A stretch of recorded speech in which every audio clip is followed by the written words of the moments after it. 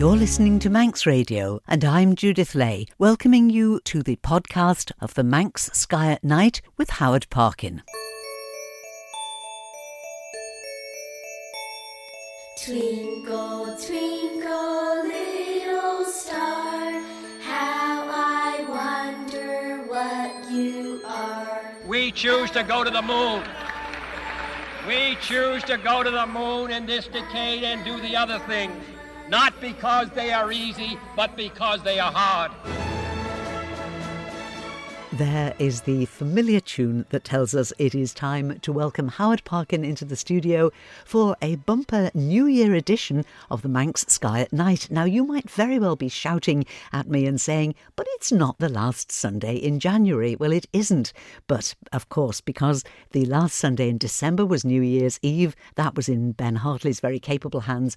And so I've invited Howard to come on in and join us now with a bumper New Year edition of the Manx Sky at Night. Howard, Faster Mai. Faster Mai, Judith. It's great to be here again, and Happy New Year to you and all the listeners. Thank you very much indeed, and I hope it is a happy and star-filled year for you, Well, Howard. we've started off quite well. They've had a few clear nights since, so let's fingers crossed it'll stay that way for a bit. Well, now, let's do as we always do and take a more detailed look at the January skies. Nice and dark for you, Howard? Oh, it's been beautiful. We were at the observatory on Thursday night, and it was a lovely night. We went in, actually. It was beautiful when we went in. It clouded over a bit, but then when I got home, it was lovely. And, you know, I say it all the time, there literally is a feast of stars in the winter sky that we look at, all these beautiful bright stars of winter. Even my wife, when I got home last night, she said to me, come out here, and she pointed out the stars. I mean, she's pointing out the stars to me because they were so bright and so profuse. It's a great time just to look up. You don't need to know what you're looking at. You just look up and wonder and think, wow, isn't that special? And that's what it has been the last couple of nights. And hopefully it'll stay like that because we've got a bit of a settle spell spreading over now. So let's hope we get... I know it's going to go colder.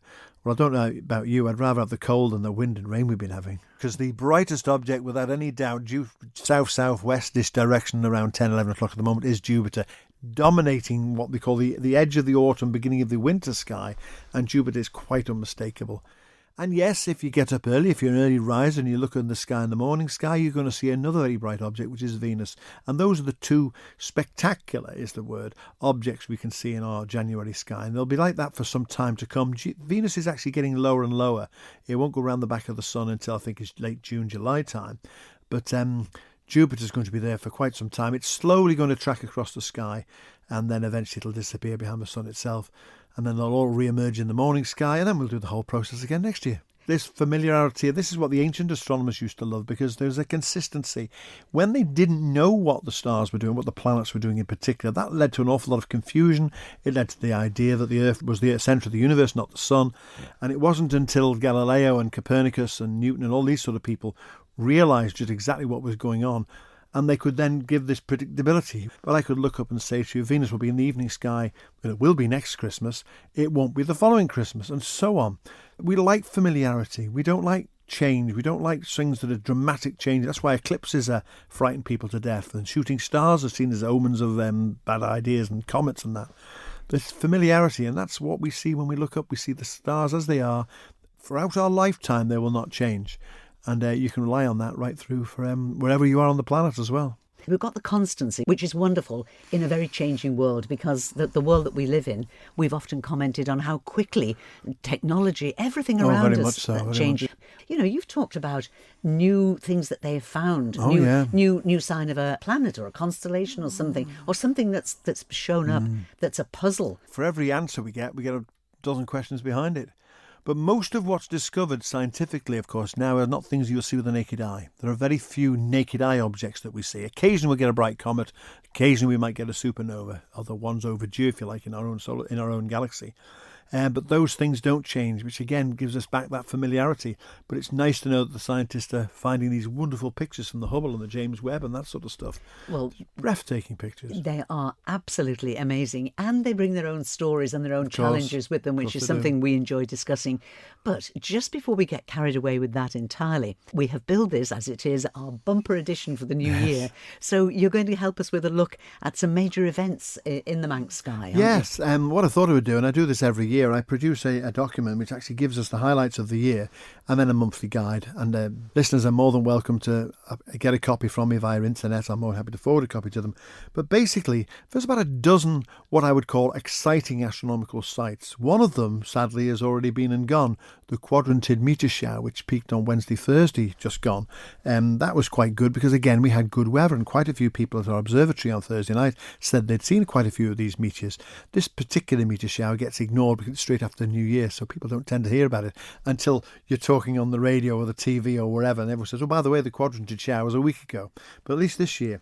But we have got an eclipse of the sun that is going to be visible from the Isle of Man on the 8th of April.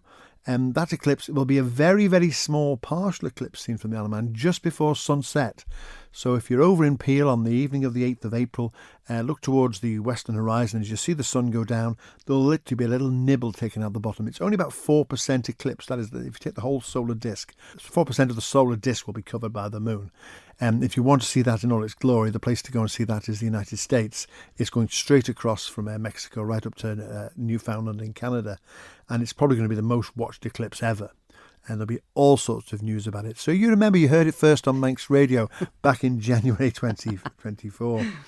We've got quite a number of what we call conjunctions because the planets, as we were talking before about Venus and Jupiter, and some of you may recall on the evening of the, I think it was the 27th of December 2020, one of the good things that came out of 2020, we had Jupiter and Saturn very, very close to each other in the sky.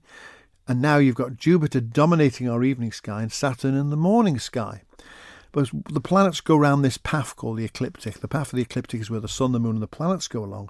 And we've got quite a few what we call close conjunctions. We've got Saturn and Mars close together on April the 10th. We've got another one of Jupiter and Mars on August the 14th. And I could go on. There's about 6 or 7 of these throughout the year. And again, if people want to know the details, just drop me an email and I'll be more than happy to send you a copy. We've also got, of course, the meteor showers. The meteor showers are always reliable. I don't know if anyone else saw any Taurid meteors in particular in December. We had good weather in late November, early December. I saw quite a few Taurids. The Geminid shower this year, which is one of the best ones we get each year. Sadly, the weather was appalling in early December this year, so very few people saw any good Geminids. There's a very great picture of a fireball seen in Japan, but that doesn't help us very much at all. We've got a couple of lunar eclipses taking place, one on the 18th of September and the other one going backwards is in March, but they're not particularly good ones, they're partial eclipses. And then we finish off the year with actually the moon actually goes over Mars in the early hours of the morning, 9:23 in the morning, so it will be daylight. But if you've got a telescope and you can get the moon up on your telescope, you'll see this star, which is Mars, quite faint because it'll be almost daylight, disappearing behind the limb of the moon. And these sort of things, these are the strange things. These, I mean, I'm doing my talk on the Star of Bethlehem. I'm doing that. I've done that a few times. I've got one more to go. These are the things that look different. So these learned people all those years ago, call them wise men, call them what you like. They see things and they see the regularity and they're comfortable and they're happy. Then all of a sudden something dramatic happens, makes you think there's something dramatic happening, like the birth of Jesus, as we were talking about earlier. So that's just a quick snapshot of all the things going on in the year of 2024. To me, the highlight will be the eclipse because I'm actually going across to see the eclipse. We're going on holiday, nothing to do with cruising, and we're going across to Texas to see this. So fingers crossed the weather will be good. And as I say, I'll give you a wave as you see the eclipse from sunset in the Isle of Man over Peel or near Peel. Think of me sitting in Texas watching it from a park. Well, all I can say is I hope you'll be taking your Manx flag to fly. Oh, absolutely. The last eclipse we saw, not the last one, but the one we saw in Turkey in 2006, we got a wonderful picture of the Manx flag in the foreground there as we're looking at the eclipse. So I'll do the same again in Texas, I promise. So is that, that's the particular reason that you're going to Texas? Yes. Absolutely, to see that. Absolutely. Well, we're actually going on holiday, Sandra and I. We're actually celebrating my 70th, which was last August. We're actually having a trip down the Mississippi, actually. And then the eclipse is straight after it. So going to drive across to Texas and watch the eclipse. I have to tell you, dear listener, he doesn't look a day over 55. I wish. So how is it organised then when you actually get there? Is it are there special areas where it's best observation? To be honest, I've done both. We went to Turkey to see the one in 2006. The thing with eclipses, once you've seen one, if you're like me, you've got to see the next one. You get Really? There are a group of eclipse chasers around the world, and they just follow eclipses, I mean, obviously, if you'll have a huge budget to do that. I've been very fortunate to see the one in Turkey in 2006. And that was an organised trip by the Daily Telegraph, actually. And we had a night in a hotel, and there was about probably 150 of us all gathered around this on the beach, the area behind the beach in Turkey, in Side. And then I wanted to see the one privately in 2017 in the United States with a gang of people in a retirement village. And I gave them a talk, and there's about 50 of us watched that one. But this one, it's just going to be Sandra and I. We're going to this country park called Lake Whitney Country Park. We've hired a little log cabin in the woods there. And we're just going to do it ourselves. I'm not going to do any advertising of lecturing or anything else. I'm just going to sit and enjoy it. It sounds absolutely magical. And for somebody who is so passionate about all things to do with the sky, it sounds to me like the perfect way to mark a milestone birthday. Well, this is the idea. Well, whilst we all reflect on Mr. and Mrs. Parkin enjoying their lovely holiday in the log cabin and seeing the eclipse, let's have our music break. January, sick and tired, you've been hanging on me. You make me sad with your eyes. You're telling me lies. Don't go, January. Don't be cold, don't be angry to me. You make me sad, come and see. Oh, January. Don't go.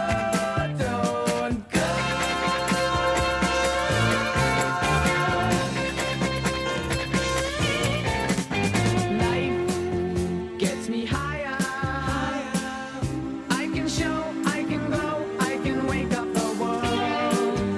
Little world. Gotta know you, gotta show you. Sun like a fire. Carry on, don't be gone, bring me out of my home. Sweet home. Gotta know me, gotta show me. You be facing the world. You be chasing the world. January, sick and tired, you've been hanging on me. You make me sad with your eyes. You're telling me lies. Don't go, January. Don't be cold, don't be angry to me. You make me sad, come and see. Oh, January. Don't go.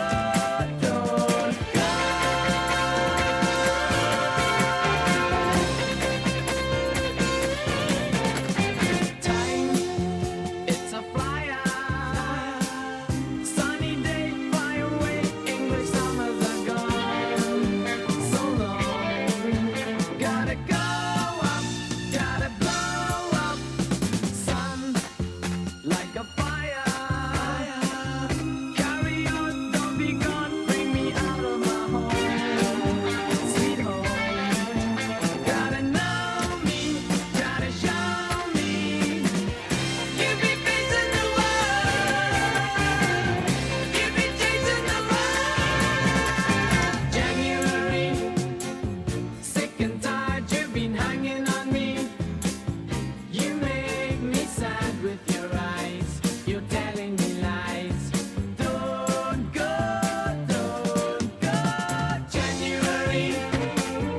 Don't be cold, don't be angry to me. You make me sad, come and see. Oh, January. Don't go.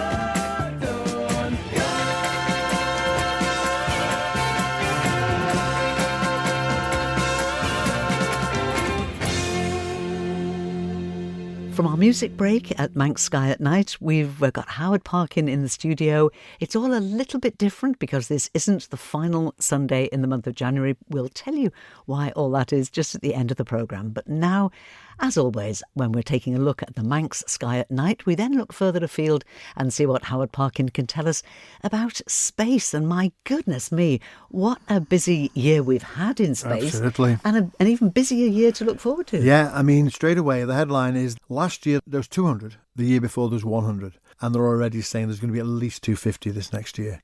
I say this when I'm in schools, and I do quite a few talks in schools these days. I go into schools and talk to the children about the Earth and its role in space and all the rest. And I'll stand there and I'll say to them, I think I've said this before, I ask them, does anyone want to go into space? And all the hands go up, or quite a few hands go up. And I say to them, you work hard, you study hard. There's so many jobs in the space industry now. I would not be at all surprised if at least one of you in the next 50 years will end up in space. And I'll make that prediction on air now. There is that much opportunity. And the space industry it's one of the few industries that's thriving, because not just SpaceX, but all these other commercial companies as well as NASA and the Japanese and the Chinese and the Indians, they're all doing it because there's so much we can benefit from.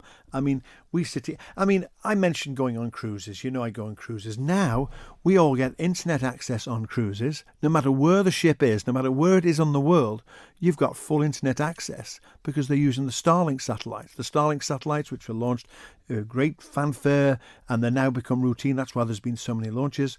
And Starlink have actually got a base in the Isle of Man. One of the receivers they use for transmitting the signals and boosting the signals is in the Isle of Man. There's one in Buckingham, there's one in Cornwall, and there's one in the Isle of Man. The ships are all boasting now that you've got full internet access on board, which is very handy for me to email listeners with their answers to their questions. And incidentally, I should have said when you were offering us your the calendar of the Manx Sky at Night, I should have done a little reminder of your email address, howardparkin@manx.net. Absolutely. No extra punctuation. No gaps, no dots. No, howardparkin@manx.net.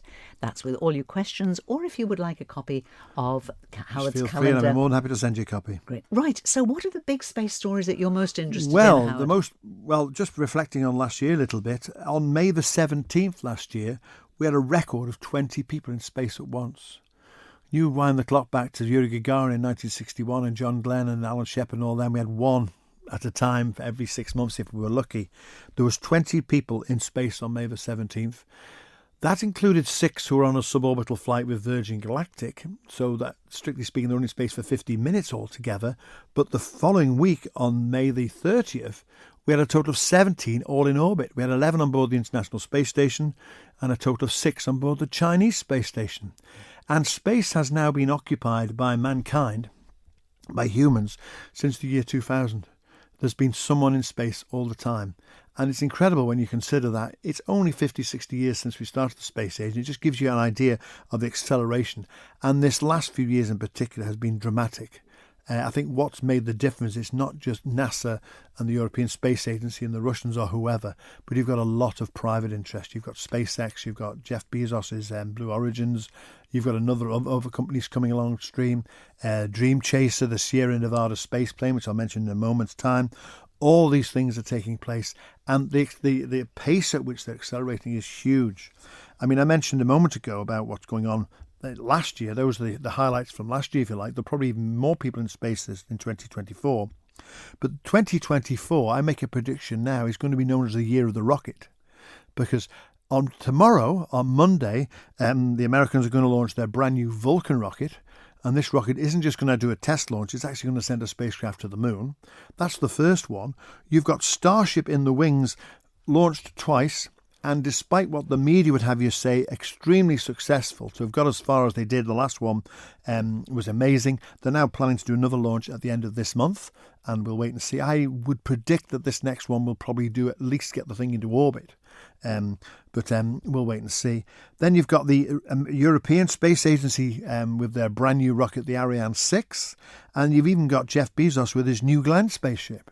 New Glenn, so named because the New Glenn is named after John Glenn.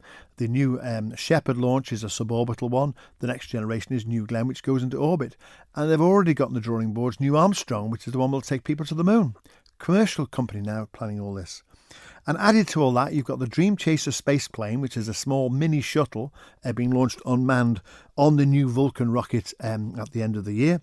And you've still got Boeing in the wings with their new Starliner spacecraft, which has had a fraught development period. It was meant to have launched back in 2017. They're finally going to put men and women on board it and launch it, we think, in October of this year. And that's just a snapshot of some of the things going on. Add to that, we've got probes on the way to Mars. We've got probes on the way to Jupiter.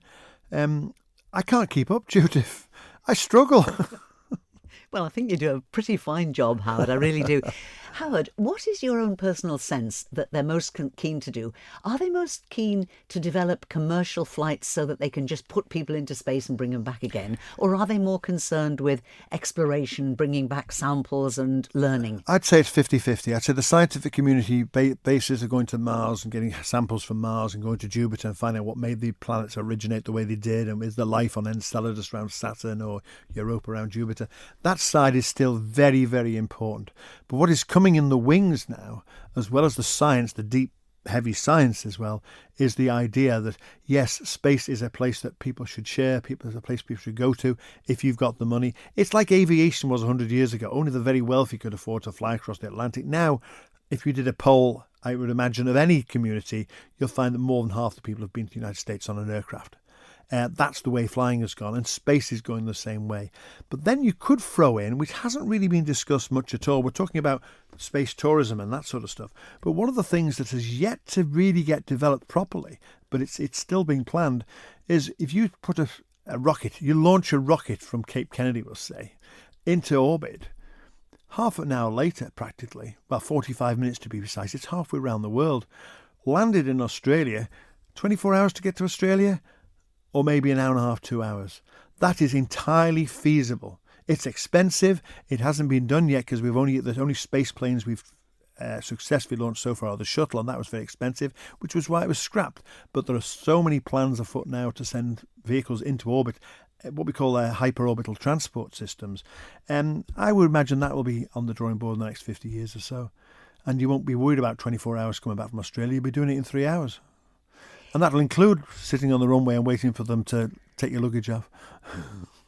Do you think that will change the face of what I would call ordinary air travel? In that, we hear about so much congestion at the busy airports and flights coming in every couple of moments. Do you think it's going to change the whole face of that? It could well do, because what's going to happen is the long distance flights will probably do suborbital flights. But they won't be doing it from conventional airports. They'll be doing it from specialised spaceports, if you like. I mean, we've already got a spaceport in Shetland, haven't we? That's not for passengers. That's for commercial aspects, for scientific payloads. But there's so much out there. But one thing I would say quite strongly, and I'm fortunate, I appreciate I'm very fortunate to do a lot of travelling, but travelling doesn't half open the mind. It makes you realise there are people out there who have got entirely different lives than we've got, and it makes you appreciate the whole world and everything about it far more by travelling. Now, the question that has been preoccupying me since the last time we talked, have they found a way of opening the box with the samples in? Osiris Rex, yes. They have managed to open it. That was the one highlight I had on my list to talk about. But of course, that was a big story from last year when they brought these samples back from the asteroid Bennu. There was something so homely about, we've got it back, we've got this capsule back, and now, how do we open this? They stripped the thread on the nut that held it down. And so they very wisely decided that they'd leave it, and there was enough dust on the outside for them to get busy with. So they have actually opened it. I believe they have, fortunately, well, not fortunately, but just coincidentally, I met a lady on my last cruise, and her son was one of the scientists working at this laboratory. And these are the sort of people you meet. This is what travel does for you. You meet people in just different walks of life. And she was because I did the story in my lecture, and then she said, my son's one of those working on the team to try and get it open. At this point in November, they hadn't. But I understand they now have. Yeah. But I thought what was very interesting in that story was that they were saying that there's enough material there to keep them going for so many years in research. They only need to take a tiny bit of it. Oh, absolutely. I mean, I'll give you another story. Only recently, we had a spacecraft that was in orbit around Saturn called Cassini in about 2004, right through to about 2009, I think it was. It investigated in particular the moon Enceladus. And Enceladus is the moon around Saturn, which is an ice moon. It's covered in ice, and we think there's liquid water underneath. And this moon, in fissures in the ice, emits material. These PhD students got the Cassini information from 10, 20 years ago, analysed it, and found those organic compounds in the plumes erupting from this ice moon Enceladus. Never discovered before, never looked for before. And that, again, you do this work 20, 15 years ago, all the stuff, the data is there for you, and then scientists can access it for years. And that's the scientific nature of space exploration. We're always learning, and there's so much to still learn. And also the way that they will be able to test the material, the samples, Changes, yeah. will change. It'll become more sophisticated. Things that they can test for in 20 years' time will be completely different. Exactly. Well, moon samples, we've got the moon rocks from the moon from 69 to 72, and they've still got loads of them that are untouched. They're going to start looking at them. Just a quick challenge for people, because I've noticed this and I have no explanation for it. If you go outside tonight, if it's clear, or tomorrow night, or whenever, look at the constellation Orion. Now, hopefully most of you know where Orion is now. It's the one with 3 stars in a line sloping from upper right to bottom left. And the bright star at the top of it is known as Betelgeuse. Everyone knows the star Betelgeuse from that terrible film a few years ago. And Betelgeuse is a red supergiant star.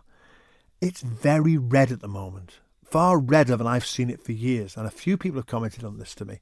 You go out, look for yourselves. Most stars look to be white in colour. This one has a hint of red. Not the moment, it's vivid red at the moment. So I don't know why, there's been no explanation about it, but just go and have a look for yourself and wonder at what's going on that star. And if you've got an idea, howardparkin@manx.net is the email. Absolutely. Now, Howard, we're beaten by the clock as we always are, and you will not be joining us on the final Sunday of the month of January as you normally would. Tell us why, Howard. I've got to work. I've got to go away and do some work. I'm flying to America tomorrow and joining a ship in Los Angeles on Tuesday, and then going straight down the Pacific to New Zealand. So I'm going to be showing people the wonders of the Southern Hemisphere sky. And hopefully I'll be doing that for about 3-4 weeks, and then we'll be coming back and tell you all about it when I speak to you next. Thank you so much for My joining pleasure. us tonight, for giving us a look in this bumper New Year edition, having a look at the Manx sky and in space, things that we can look forward to in the year to come. And I will let you know there'll be lots of publicity for when Howard will be joining us again to take the next look at the Manx sky at night. Howard Parkin, Faster Mai. Faster, my Judith.